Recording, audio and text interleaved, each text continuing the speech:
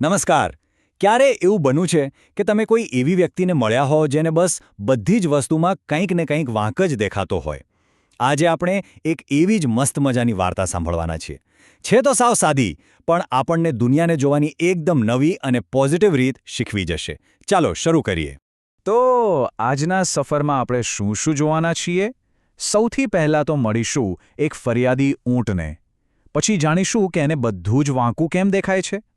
એ પછી આવશે વાર્તાનો હીરો, એક હોશિયાર શિયાળ, જે આપણને શીખવશે કે યોજક કોને કહેવાય.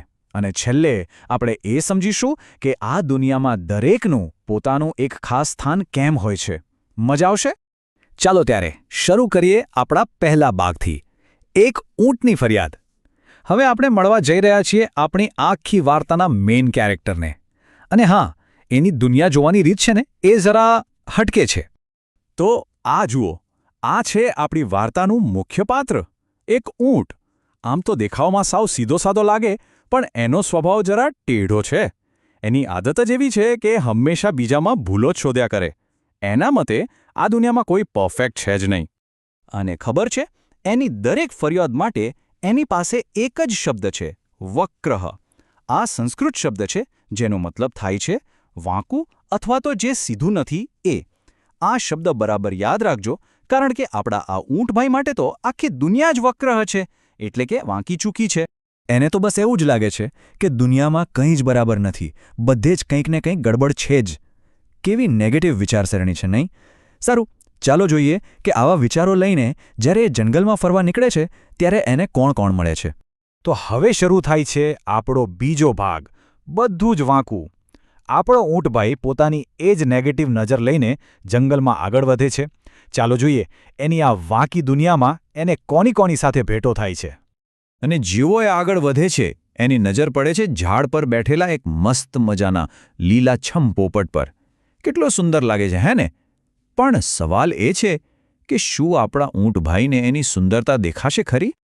ના રે ના, એણે પોપટના સુંદર રંગો જ જોયા જ નહીં. એનું ધ્યાન ગયું સીધું એની ચાંચ પર અને તરત જ બોલી ઉઠ્યો, અરે ઓ પોપટ, તારી ચાંચ તો વાંકી છે.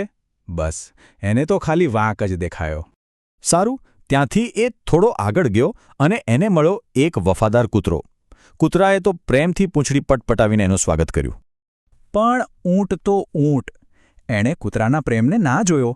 બસ એની પૂંછડી જોઈને બોલ્યો, અરે ઓ કૂતરા, તારી પૂંછડી પણ વાંકી છે. ફરી એ જ વાત. એનું ધ્યાન ગયું ફક્ત વાંકી વસ્તુ પર. હજી એ આગળ વધ્યો અને જોયું તો તળાવ કિનારે એક બગલો ઊભો હતો, એકદમ શાંત, ધ્યાન લગાવીને.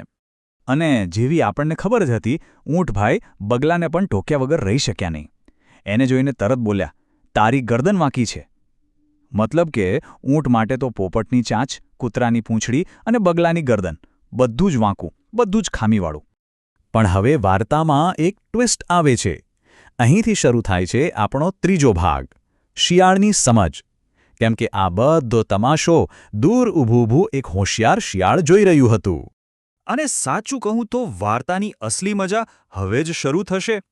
મોટો સવાલ એ છે કે શું કોઈ આ ફરિયાદી ઊંટને સમજાવી શકશે? શું એની વિચારવાની રીત કોઈ બદલી શકશે? શિયાળને ઊંટ પર દયા આવી. એ એની પાસે ગયું અને એકદમ પ્રેમથી પૂછ્યું, શું થયું ભાઈ, કેમ આટલો બધો હેરાન લાગે છે? બસ આ એક નાનકડા સવાલથી એક બહુ મોટી વાતની શરૂઆત થવાની હતી. ઊંટને તો જાણે મોકો મળી ગયો. એણે તો પોતાની ફરિયાદોનું આખું લિસ્ટ ખોલી દીધું. શિયાળને કહેવા લાગ્યો, અરે શું કહું, પેલા પોપટની ચાંચ વાંકી છે, કૂતરાની પૂંછડી વાંકી છે અને બગલાની ગરદન પણ વાંકી છે. અહીં કશું બરાબર જ નથી. અને હવે આપણે પહોંચ્યા છીએ વાર્તાના સૌથી અગત્યના ભાગ પર, આપણો ચોથો વિભાગ, કોણ છે આ યોજક? કારણ કે હવે શિયાળ જે કહેવાનું છે ને, એ ફક્ત ઊંટની જ નહીં, પણ કદાચ આપણી પણ વિચારવાની રીત બદલી નાખશે.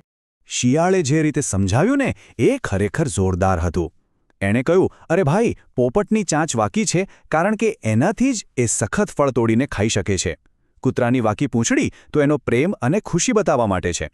અને બગલાની વાંકી ગરદન, એના લીધે જ તો એ પાણીમાં ઝૂકીને ફટાફટ માછલી પકડી શકે છે. મતલબ કે ઊંટ જેને ખામી સમજતો હતો, એ તો ખરેખર એ બધાની ખાસિયત હતી, એમની તાકાત હતી. એટલે શિયાળે જે મેઇન પોઈન્ટ સમજાવ્યો એ હતો કે આ દુનિયામાં કશું જ બેકાર કે નકામું નથી. દરેક વસ્તુનો, દરેક જીવનો કોઈક ને કોઈક ખાસ હેતુ હોય જ છે.